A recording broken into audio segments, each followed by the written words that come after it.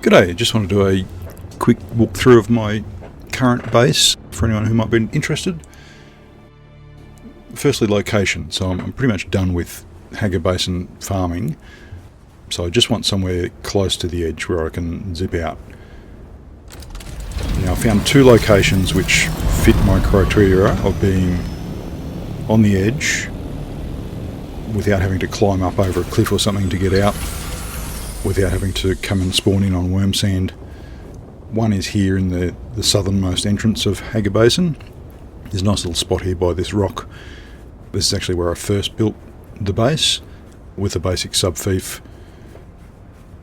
I thought it might be cool to hang down here with the new bros. Thought my kids might be having some fun with the game with me, but it's still a bit too early I think for Dad's boring old man games. And the other problem I found was once you get a carrier and a buggy, it does actually put you on worm sand. So that's why I decided to move off to the secondary location, which is here in the easternmost entrance. Pretty much all the same requirements were met here. This is my little shoebox. I like to keep it as compact as possible, try and make it look okay from the outside as not to be a blight on the landscape, but it's more of a utilitarian minimalist space.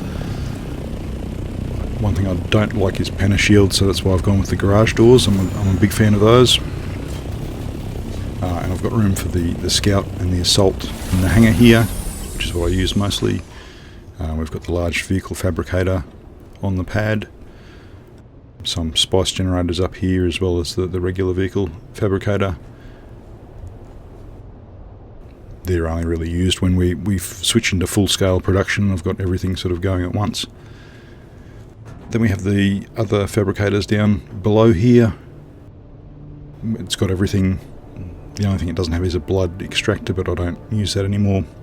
I can walk around and access everything fine. Doesn't look too bad, I don't think. We've got water on every floor.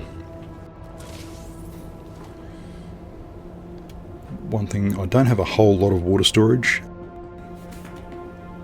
because mostly the death stills are their own storage, so I just keep them backed up, ready to spit out water, and that's basically where the bulk of my water is in the death stills themselves, and when I want to use it I just need a small buffer to accept that output.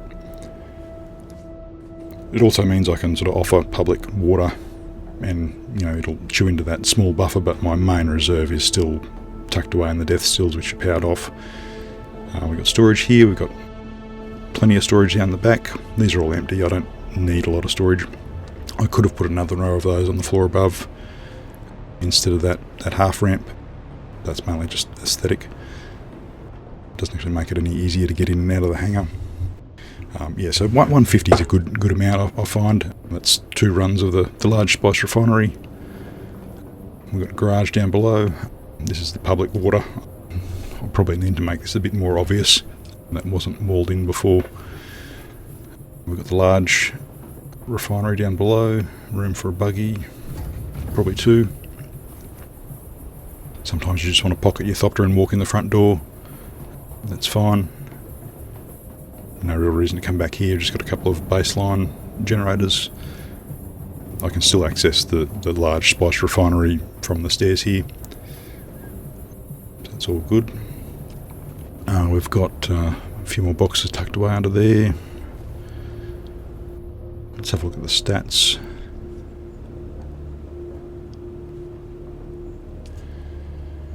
So yeah, storage is maxed out, but a lot of that is the small water systems. I could probably free up 30 of those for more boxes if I used, 1 or 2 of the large water systems.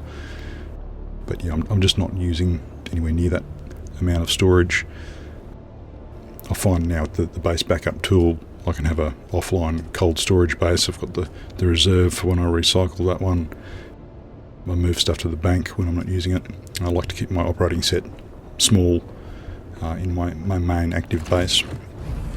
And yeah, just a quick view from the outside. Got the murals courtesy of the Dune Runners Discord for the Lancerad competition.